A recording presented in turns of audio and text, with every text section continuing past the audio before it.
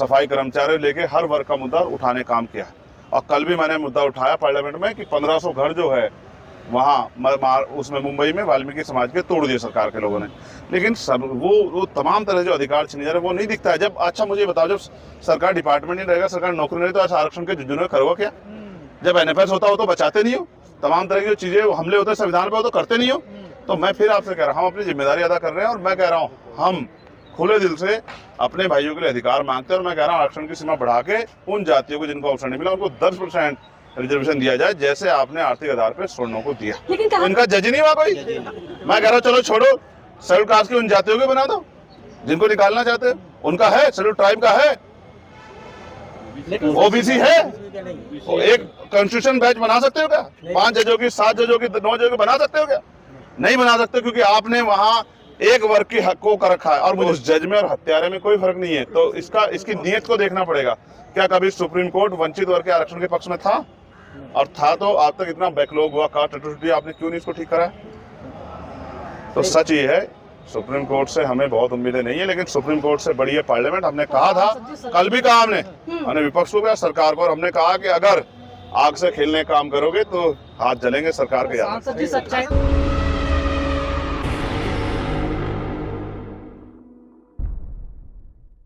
सांसद जी, जब से सुप्रीम कोर्ट का फैसला आया है, समाज में दरार आ गई है, बंटवारे वाली स्थिति आ गई है, क्या कहना है? नहीं, हो ही नहीं सकता है। देखो, जब अपने भाइयों को अधिकार दिलाने की बारी आएगी तो क्योंकि हम लोग मिशनरी लोग हैं, हम सबसे आगे खड़े होंगे। मैं तो चाहता हूँ 5%, 2% नहीं, 10% दीजिए।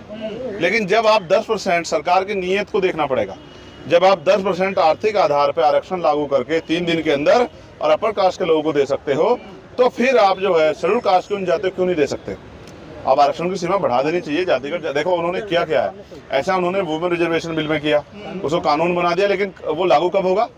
जब पहले जातिगत जनगणना होगी। तो उन्होंने कह दिया वो 2031 में होगी, 2032 के बाद लागू। ऐसे उन्होंने इसमें क्या कर दिया, स्टेट को, पहले तो स्टेट को पावर हो नहीं सकती है, ये पावर जो है सेंटर को। मैं तो अगर सरकार कह रहा हूँ, सरकार के संसद में वो उसके लिए विधेयक लिया है।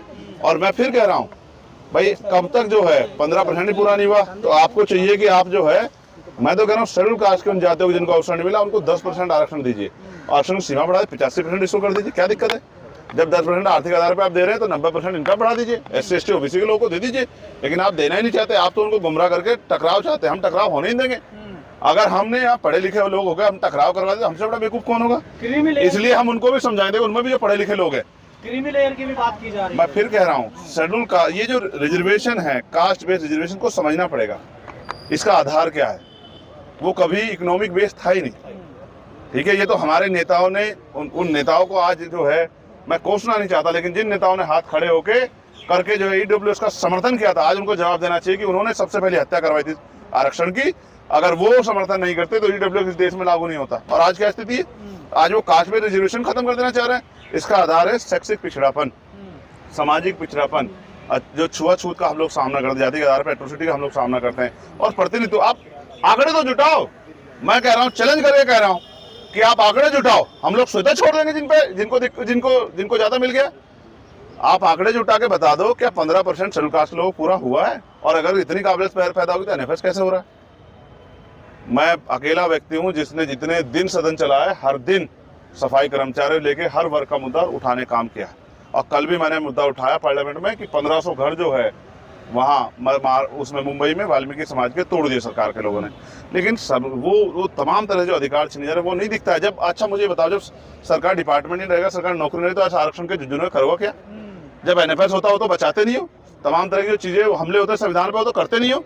तो मैं फिर आपसे कह रहा हूँ, हम अपनी जिम्मेदारी अदा कर रहे हैं और मैं कह रहा हूँ हम खुले दिल से अपने भाइयों के लिए अधिकार मांगते हैं। और मैं कह रहा हूँ आरक्षण की सीमा बढ़ा के उन जातियों को जिनको अवसर नहीं मिला उनको 10% रिजर्वेशन दिया जाए, जैसे आपने आर्थिक आधार पर सवर्णों को दिया। लेकिन कहा जा रहा है कि भविष्य के लिए चंद्रशेखर ये बहुत अच्छा है, सुप्रीम कोर्ट की तरफ से आया है।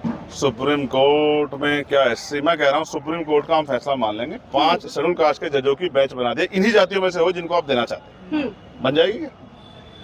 दो जवाब, बन जाएगी क्या? तो इनका जज नहीं हुआ कोई। मैं कह रहा हूँ चलो छोड़ो, शेड्यूल कास्ट की उन जातियों को बना दो जिनको निकालना चाहते हैं। उनका है, शेड्यूल ट्राइब का है, OBC है। एक कॉन्स्टिट्यूशन बेंच बना सकते हो क्या? 5 जजों की, 7 जजों की, 9 जजों की बना सकते हो क्या? नहीं बना सकते, क्योंकि आपने वहां एक वर्ग की हकों का रखा है। और मुझे चिंता तो उन भाइयों के, उस स्वर्ण जातियों के जिनको नहीं मिल रहा है, ईडब्ल्यूएस में भी जिनको अवसर नहीं मिल रहा है। आपने सीमा रखी 8 लाख रुपए, तो 2-3-4 लाख रुपए जो गरीब स्वर्ण जाति के लोग कमाते हैं साल के, उनके परिवार को अवसर मिल रहा है। 8 लाख में तो बहुत लोग आ जा रहे हैं।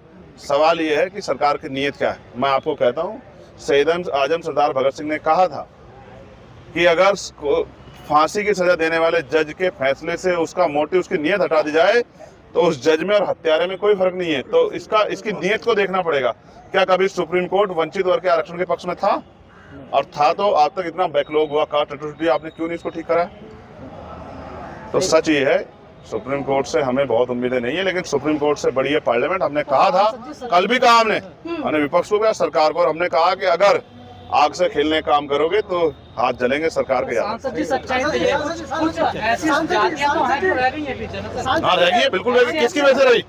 किसकी वजह से रही? किसकी वजह से रही? बताओ, एक सेकंड सुने। किसकी वजह से रही? क्या आपने अच्छा स्कूल खोलने का काम गरीबों की बस्ती में किया? क्या आपने उनके जो है रोटी कपड़े मकान की व्यवस्था की?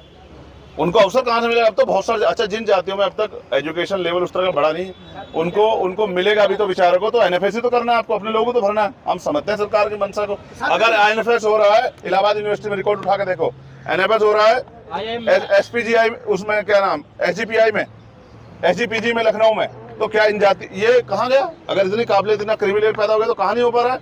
आईआईएम के हाल देखो, टॉप यूनिवर्सिटियों के दिए थे मैंने 7 यूनिवर्सिटियों के आंकड़े, देखो क्या हाल है। एक ओबीसी और एक एससी, कौन खा रहा है सबको पता है, लेकिन गणना तो होने दीजिए। समाज से क्या अपील है? समाज से 9 तारीख को बहुत बड़ा प्रोटेस्ट है जंतर मंतर पे, और लोगों की ये अपेक्षा है, वैसे तो आप कर ही रहे, खुद ही के अंदर आवाज उठा रहे हैं हमारी। हम चाहेंगे आपके साथ के दूसरे साथ। गलत बात। आप बताओ, उठाई नहीं उठाई उसकी मांग बताओ। मैंने और मैं नहीं जोड़ता हाथ, मनोज भाई आप जानते हो, और हाथ जोड़ के मैंने कहा कि वो मूर्ति वहीं वापस लगा दो। बताओ उठाई या नहीं उठाई? हम तो कह रहे हैं आप उठा रहे। और तब उठाई जब कोई वहां इतने एमपी गए, जब कोई हिम्मत नहीं जुटा पा रहा। और मैं फिर नहीं, धन्यवाद नहीं करना मैं, यार मेरी ड्यूटी है ये। आप बाकी साधु हाथ के पात्र, मैं, मेरी ड्यूटी है। आप बताओ, मैं विषय पे तो बात कर रहा हूँ ना, कोई पॉलिटिक्स उसके अलावा नहीं कर रहा, सिर्फ विषय की। और मेरे जैसे 20 लोग हो गए ना पार्लियामेंट में, आप विश्वास करो, इनके अधिकारों को छूने से पहले सोचना पड़ेगा।